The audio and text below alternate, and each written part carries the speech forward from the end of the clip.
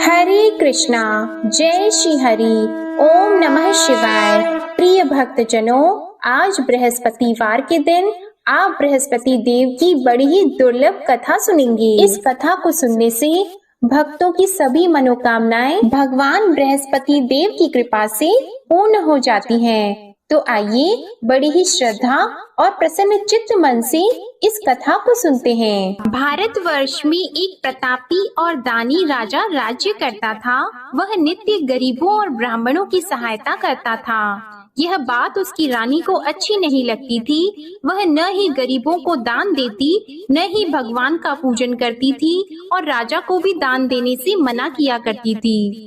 एक दिन राजा शिकार खेलने वन को गए हुए थे, तो रानी महल में अकेली थी। उसी समय बृहस्पति देव साधु वेश में राजा के महल में भिक्षा लेने के लिए गए और भिक्षा मांगी, तो रानी ने भिक्षा देने से इनकार कर दिया और कहा, हे साधु महाराज, मैं तो दान पुण्य से तंग आ गई हूँ। मेरा पति सारा धन लुटाते रहते हैं। मेरी इच्छा है कि हमारा धन नष्ट हो जाए, फिर न रहेगा बांस, न बजेगी बांसुरी। साधु ने कहा, देवी तुम तो बड़ी विचित्र हो। धन संतान तो सभी चाहते हैं, पुत्र और लक्ष्मी तो पापी के घर भी होने चाहिए। यदि तुम्हारे पास अधिक धन है तो भूखों को भोजन दो, प्यासों के लिए प्याऊ बनवाओ, मुसाफिरों के लिए धर्मशालाएं खुलवाओ।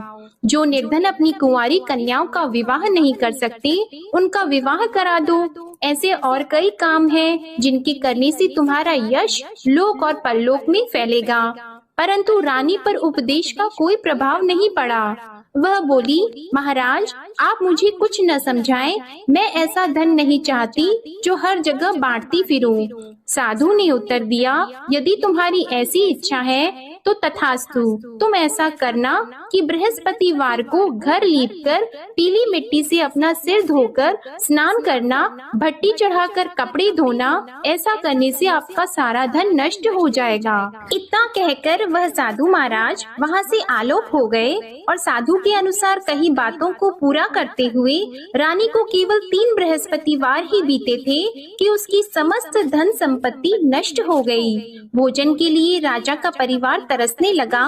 तब एक दिन राजा ने रानी से बोला कि हे रानी, तुम यहीं रहो, मैं दूसरे देश को जाता हूँ, क्योंकि यहाँ पर सभी लोग मुझे जानते हैं, इसलिए मैं कोई छोटा कार्य नहीं कर सकता। ऐसा कहकर राजा परदेश चला गया। वहाँ वह जंगल से लकड़ी काट कर लाता और शहर में बेचता था। इस तरह वह अपना जीवन व्यतीत करने लगा। इधर राजा के परदेश जाते ही रानी और दासी दुखी रहने लगी। एक बार जब रानी और दासी को 7 दिन तक बिना भोजन के रहना पड़ा, तो रानी ने अपनी दासी से कहा, हे दासी, पास ही के नगर में मेरी बहन रहती है, वह बड़ी धनवान है। तू उसके पास जा और कुछ लेकर आ, ताकि थोड़ा बहुत गुजार बसर हो सके। रानी दासी की बहन के पास गई।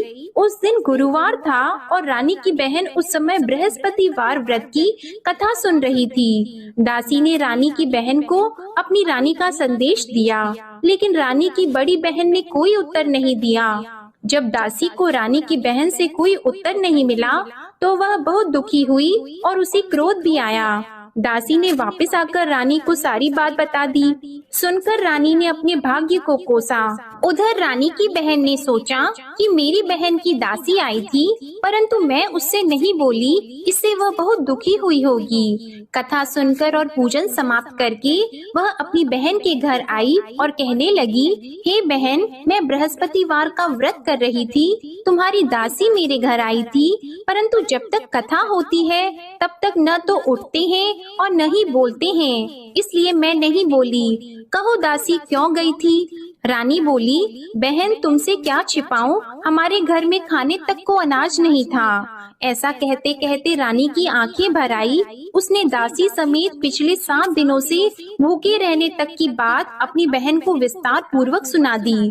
रानी की बहन बोली, देखो बहन, भगवान बृहस्पति सबकी मनोकामना को पूर्ण करते हैं। देखो शायद तुम्हारे घर में अनाज रखा हो। पहले तो रानी को विश्वास नहीं हुआ, पर बहन के आग्रह करने पर उसने अपनी दासी को अंदर भेजा तो उसे सचमुच अनाज से भरा एक घड़ा मिल गया। यह देखकर दासी को बड़ी हैरानी हुई। दासी रानी से कहने लगी, हे रानी, जब हमको भोजन नहीं मिलता तो हम व्रत ही तो करते हैं, इसलिए क्यों न इनसे व्रत और कथा की विधि पूछ ली जाए ताकि हम भी व्रत कर सकें। तब रानी ने अपनी बहन से बृहस्पतिवार व्रत के बारे में पूछा। उसकी बहन ने बताया, बृहस्पतिवार के व्रत में चने की दाल और मुनक्का से विष्णु भगवान का केले की जड़ में पूजन करें तथा दीपक जलाएं, व्रत कथा सुने और पीला भोजन ही करें। इससे बृहस्पति देव प्रसन्न होते हैं। और व्रत और पूजन विधि बताकर रानी की बहन अपने घर को लौट गई। 7 दिन के बाद जब गुरुवार आया तो रानी और दासी ने व्रत रखा। घुड़साल में जाकर चना और गुड़ लेकर आई, फिर उससे केले की जड़ तथा विष्णु भगवान का पूजन किया। अब पीला भोजन कहाँ से आए, इस बात को लेकर दोनों बहुत दुखी थी। चूँकि उन्होंने व्रत रखा था, इसलिए बृहस्पति देव उनसे प्रसन्न थे। इसलिए वे एक साधारण व्यक्ति का रूप धारण करके 2 थालों में सुंदर पीला भोजन दासी को दे गए। भोजन पाकर दासी बहुत प्रसन्न हुई और फिर रानी के साथ मिलकर भोजन ग्रहण किया। उसके बाद वे सभी गुरुवार को व्रत और पूजन करने लगी। बृहस्पति भगवान की कृपा से उनके पास फिर से धन संपत्ति आ गई, परंतु रानी फिर से पहले की तरह आलस्य करने लगी। तब दासी बोली, देखो रानी, तुम पहले भी इस प्रकार आलस्य करती थी, तुम्हें धन रखने में कष्ट होता था, इस कारण सभी धन नष्ट हो गया, और अब जब भगवान बृहस्पति की कृपा से धन मिला है तो तुम्हें फिर से आलस्य होता है। रानी को समझाते हुए दासी कहती है कि बड़ी मुसीबतों के बाद हमने यह धन पाया है, इसलिए हमें दान पुण्य करना चाहिए, भूखे मनुष्यों को भोजन कराना चाहिए और धन को शुभ कार्यों में खर्च करना चाहिए, जिससे तुम्हारे कुल का यश बढ़ेगा, स्वर्ग की प्राप्ति होगी और पितृ प्रसन्न होंगे। दासी की बात मानकर रानी अपना धन शुभ कार्यों में खर्च करने लगी, जिससे पूरे नगर में उसका यश फैलने लगा। उधर एक दिन राजा दुखी होकर जंगल में एक पेड़ के नीचे आसन जमाकर बैठ गया। वह अपनी दशा को याद करके व्याकुल होने लगा। बृहस्पतिवार का दिन था। एकाएक उसने देखा कि निर्जन वन में एक साधु प्रकट हुए। वह साधु वेश में स्वयं बृहस्पति देवता थे। लकड़हारे के सामने आकर बोले, हे लकड़हारे, इस सुनसान जंगल में तू इतना चिंता मग्न क्यों बैठा है? लकड़हारे ने दोनों हाथ जोड़कर प्रणाम किया और उत्तर दिया, महात्मा जी, आप सब कुछ जानते हैं, मैं क्या कहूँ। यह कहकर रोने लगा और साधु को अपनी आत्म कथा सुनाई। महात्मा जी ने कहा, तुम्हारी स्त्री ने बृहस्पतिवार के दिन बृहस्पति भगवान का निरादर किया है, जिसके कारण रुष्ट होकर उन्होंने तुम्हारी यह दशा कर दी। अब तुम चिंता को दूर करके मेरे कहने पर चलो तो तुम्हारे सब कष्ट दूर हो जाएंगे और भगवान पहले से भी अधिक संपत्ति देंगे। तुम बृहस्पति के दिन कथा किया करो, 2 पैसे के चने मुनक्का लाकर उसका प्रसाद बनाओ और शुद्ध जल से लोटे में शक्कर मिलाकर अमृत तैयार करो। कथा के पश्चात अपने सारे परिवार और सुनने वाले प्रेमियों में अमृत व प्रसाद को बांटकर खुद भी ग्रहण करो। ऐसा करने से भगवान तुम्हारी सब मनोकामनाएं पूरी करेंगे। साधु के ऐसे वचन सुनकर लकड़हारा बोला, हे प्रभु, मुझे लकड़ी बेचकर इतना पैसा नहीं मिलता जिससे भोजन के उपरांत कुछ बचा सकूं। मैंने रात्रि में अपनी स्त्री को व्याकुल देखा है, मेरे पास कुछ भी नहीं जिससे मैं उसकी खबर मंगा सकूं। और फिर मैं बृहस्पति देव की क्या कहानी सुनूं? मुझको तो कुछ भी मालूम नहीं है। साधु ने कहा, हे लकड़हारी, तुम किसी बात की चिंता मत करो। बृहस्पतिवार के दिन तुम रोजाना की तरह लकड़ियां लेकर शहर को जाओ।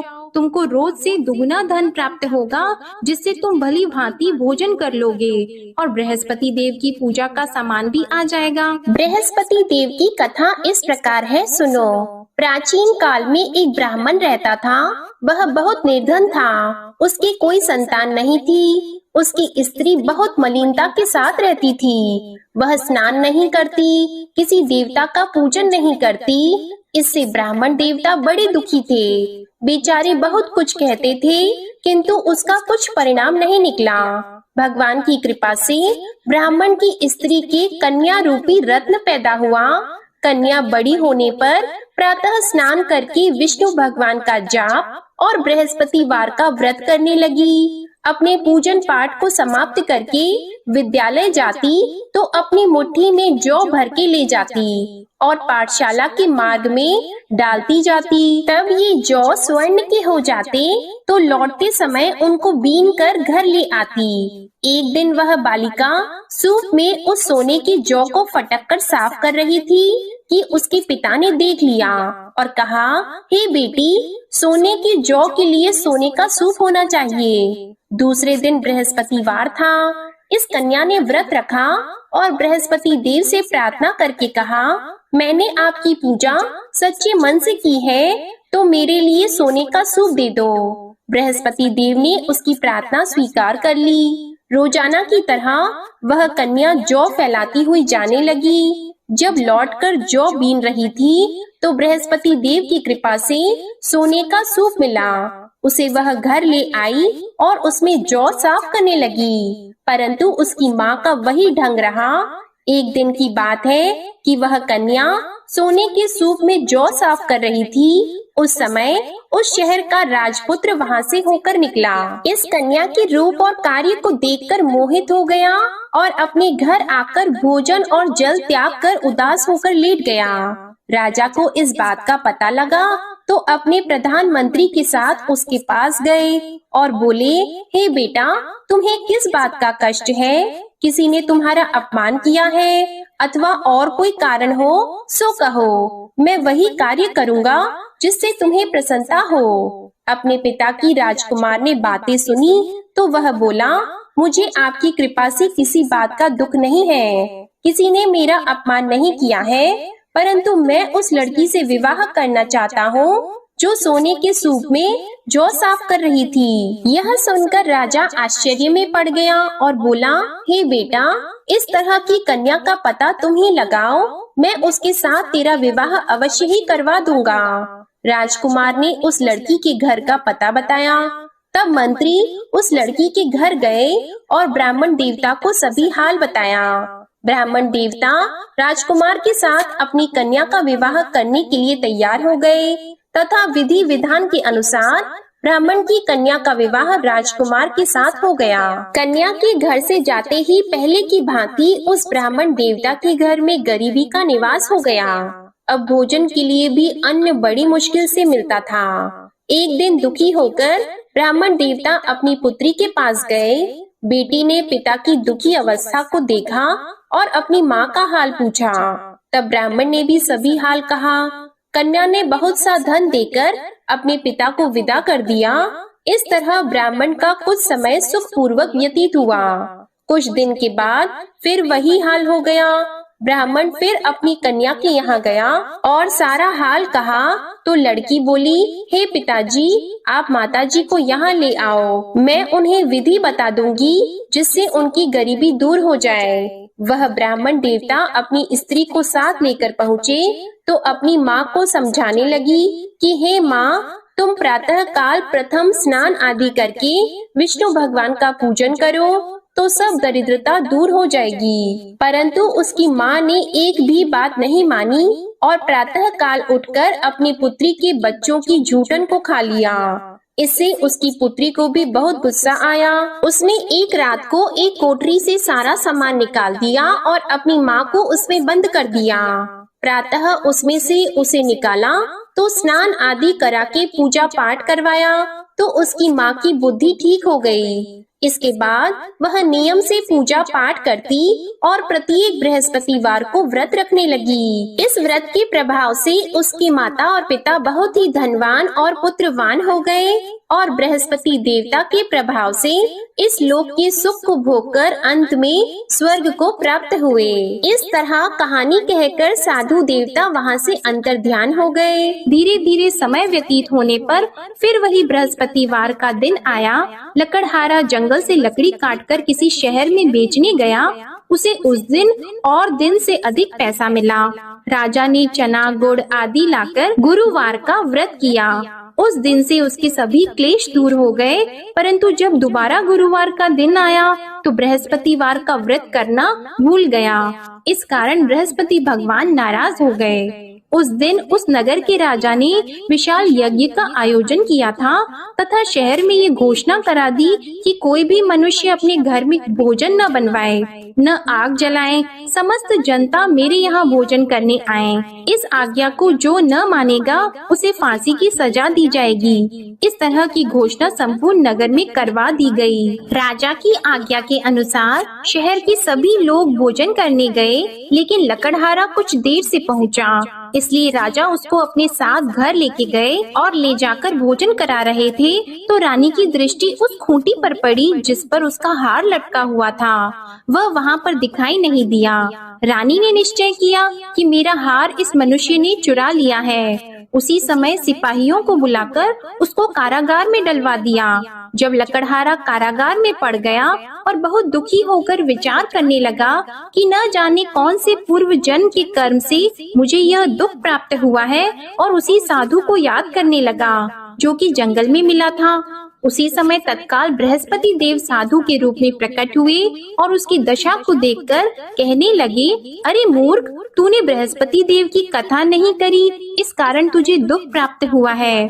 अब चिंता मत कर, बृहस्पतिवार के दिन कारागार के दरवाजे पर 4 पैसे पड़े मिलेंगे, उनसे तू बृहस्पति देव की पूजा करना, तेरे सभी कष्ट दूर हो जाएंगे। बृहस्पतिवार के दिन उसे 4 पैसे मिले। लकड़हारे ने कथा कही। उसी रात्रि को बृहस्पति देव ने उस नगर के राजा को स्वप्न में कहा, हे राजा, तुमने जिस आदमी को कारागार में बंद कर दिया है वह निर्दोष है, वह राजा है, उसे छोड़ देना। रानी का हार उसी खूंटी पर लटका है, अगर तू ऐसा नहीं करेगा तो मैं तेरे राज्य को नष्ट कर दूंगा। इस तरह रात्रि के स्वप्न को देखकर राजा प्रातः काल उठा और खूंटी पर हार देखकर लकड़हारे को बुलाकर क्षमा मांगी और लकड़हारे को योग्य सुंदर वस्त्र आभूषण देकर विदा कर दिया। बृहस्पति देव की आज्ञा के अनुसार लकड़हारा अपने नगर को चल दिया। राजा जब अपने नगर के निकट पहुंचा तो उसे बड़ा आश्चर्य हुआ। नगर में पहले से अधिक बाग, तालाब, कुएं तथा बहुत सी धर्मशाला, मंदिर आदि बन गई हैं। राजा ने पूछा, यह किसका बाग और धर्मशाला है? तब नगर के सब लोग कहने लगे, यह सब रानी और बंदी के हैं। तो राजा को आश्चर्य हुआ और गुस्सा भी आया। जब रानी ने यह खबर सुनी कि राजा आ रहे हैं तो उन्होंने दासी से कहा, हे दासी, देख राजा हमको कितनी बुरी हालत में छोड़ गए थे। हमारी ऐसी हालत देखकर वह लौट न जाएं, इसलिए तू दरवाजे पर खड़ी हो जा। आज्ञा के अनुसार दासी दरवाजे पर खड़ी हो गई। राजा आए तो उन्हें अपने साथ लेकर आई। तब राजा ने क्रोध करके अपनी रानी से पूछा कि यह धन तुम्हें कैसे प्राप्त हुआ है? तब उन्होंने कहा, हमें यह सब धन बृहस्पति देव के इस व्रत के प्रभाव से प्राप्त हुआ है। राजा ने निश्चय किया कि 7 रोज बाद तो सभी बृहस्पति देव का पूजन करते हैं, परंतु मैं प्रतिदिन दिन में 3 बार कहानी और रोज व्रत किया करूँगा। अब हर समय राजा के दुपट्टे में चने की दाल बंधी रहती और दिन में 3 बार कहानी कहते। एक रोज राजा ने विचार किया कि चलो अपनी बहन के यहाँ हो आवे। इस तरह निश्चय करके राजा घोड़े पर सवार होकर अपनी बहन के यहाँ को चलने लगा। मार्ग में उसने देखा कि कुछ आदमी एक मुर्दे को लिए जा रहे हैं। उन्हें रोककर राजा कहने लगा, अरे भाइयों, मेरी बृहस्पति देव की कथा सुन लो। वे बोले, लो हमारा तो आदमी मर गया है, इसको अपनी कथा की पड़ी है। परंतु कुछ आदमी बोले, अच्छा कहो, हम तुम्हारी कथा भी सुनेंगे। राजा ने दाल निकाली और जब कथा आधी हुई थी कि मुर्दा हिलने लग गया, और जब कथा समाप्त हो गई तो राम राम करके मनुष्य उठकर खड़ा हो गया। आगे मार्ग में उसे एक किसान खेत में हल चलाता मिला तो राजा ने उसे देखकर बोला, अरे भैया, तुम मेरी बृहस्पतिवार की कथा सुन लो। किसान बोला, जब तक मैं तेरी कथा सुनूंगा तब तक 4 हरैया जोत लूंगा। जा अपनी कथा किसी और को सुनाना। इस तरह राजा आगे चलने लगा। राजा के हटते ही बैल पछाड़ खाकर गिर गए और किसान के पेट में बड़ी जोर का दर्द होने लगा। उस समय उसकी माँ रोटी लेकर आई और उसने जब यह देखा तो अपने पुत्र से सब हाल पूछा और बेटे ने सभी हाल कह दिया। तो बुढ़िया दौड़ी दौड़ी उस घुड़सवार के पास गई और उससे बोली कि मैं तेरी कथा सुनूंगी, तू अपनी कथा मेरे खेत पर चलकर ही कहना। राजा ने बुढ़िया के खेत पर जाकर कथा कही, जिसके सुनते ही वह बैल उठकर खड़े हुए तथा किसान के पेट का दर्द भी बंद हो गया। राजा अपनी बहन के घर पहुंचा। बहन ने भाई की खूब मेहमानी की। दूसरे रोज प्रातः काल राजा जगा तो वह देखने लगा कि सब लोग भोजन कर रहे हैं। राजा ने अपनी बहन से कहा, ऐसा कोई मनुष्य है जिसने भोजन नहीं किया हो? मेरे बृहस्पतिवार की कथा सुन ले। बहन बोली, हे भैया, यह देश ऐसा है कि पहले यहाँ लोग भोजन करते हैं, बाद में अन्य काम करते हैं। अगर कोई पड़ोस में हो तो देख आऊं। वह ऐसा कहकर देखने चली गई, परंतु उसे कोई ऐसा व्यक्ति नहीं मिला जिसने भोजन न किया हो। अतः वह एक कुम्हार के घर गई, जिसका लड़का बीमार था। उसे मालूम हुआ कि उनके यहाँ 3 रोज से किसी ने भोजन नहीं किया है। रानी ने अपने भाई की कथा सुनने के लिए कुम्हार से कहा। वह तैयार हो गया। राजा ने जाकर बृहस्पतिवार की कथा कही, जिसको सुनकर उसका लड़का ठीक हो गया। अब तो राजा की प्रशंसा होने लगी। एक रोज राजा ने अपनी बहन से कहा कि हे बहन, हम अपने घर को जाएंगे, तुम भी तैयार हो जाओ।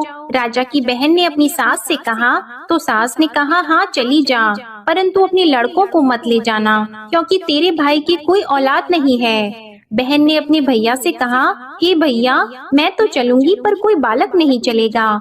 तो राजा बोला, जब कोई बालक नहीं चलेगा तब तुम ही क्या करोगी? बड़े दुखी मन से राजा अपने नगर को लौट आया। राजा ने अपनी रानी से कहा, हम निर्वंशी हैं, हमारा मुंह देखने का धर्म नहीं है और कुछ भोजन आदि नहीं किया है। रानी बोली, हे प्रभु, बृहस्पति देव ने हमें सब कुछ दिया है, वह हमें औलाद अवश्य देंगे। उसी रात को बृहस्पति देव ने राजा से स्वप्न में कहा, हे राजा उठो, सभी सोच त्याग दो, तेरी रानी गर्भ से है। राजा को यह बात सुनकर बड़ी खुशी हुई। 9वें महीने में उसके गर्भ से एक सुंदर पुत्र पैदा हुआ।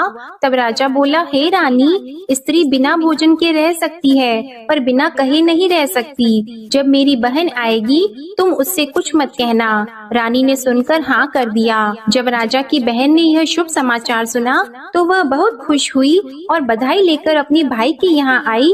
तभी रानी ने कहा, घोड़ा चढ़कर तो नहीं आई है, गधा चढ़कर आई है। राजा की बहन बोली, भाभी, मैं इस प्रकार न कहती तो तुम्हें औलाद कैसे मिलती? बृहस्पति देव ऐसे ही हैं, जैसी जिसके मन में कामनाएं हैं सभी को पूर्ण करते हैं। जो सद्भावना पूर्वक बृहस्पतिवार का व्रत करता है एवं कथा पढ़ता है अथवा सुनता है, दूसरों को सुनाता है, बृहस्पति देव उनकी सभी मनोकामनाएं पूर्ण करते हैं। बृहस्पति देव उनकी सदैव रक्षा करते हैं। जो संसार में सद्भावना और सच्चे हृदय से बृहस्पति देव का पूजन करते हैं, उनकी सभी मनोकामनाएं उसी प्रकार पूर्ण होती हैं, जैसे राजा और रानी ने बृहस्पति देव की कथा का गुणगान किया। उनकी सभी इच्छाएं बृहस्पति देव ने पूर्ण की। मनुष्य को हृदय से उनका मनन करते हुए जयकारा करना चाहिए। तो प्रेम से बोलिए, बृहस्पति देव की जय, विष्णु भगवान की जय, समस्त देवी देवताओं की जय। अब आप भगवान बृहस्पति देव की आरती श्रवण कीजिए। ओम जय बृहस्पति देवा, ओम जय बृहस्पति देवा, छिन्न छिन्न भोग लगाओ, कदली फल मेवा।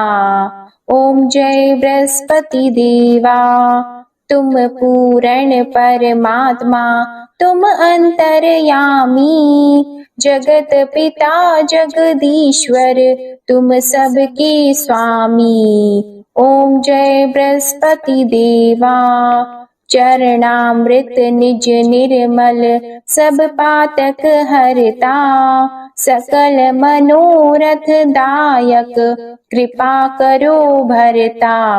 ओम जय बृहस्पति देवा, तन मन धन अर्पण कर, जो जन शरण पड़े, प्रभु प्रकट तब होकर, आकर द्वार खड़े। ओम जय बृहस्पति देवा, दीन दयाल दयानिधि, भक्तन हितकारी, पाप दोष सब हरता, भव बंधन हारी।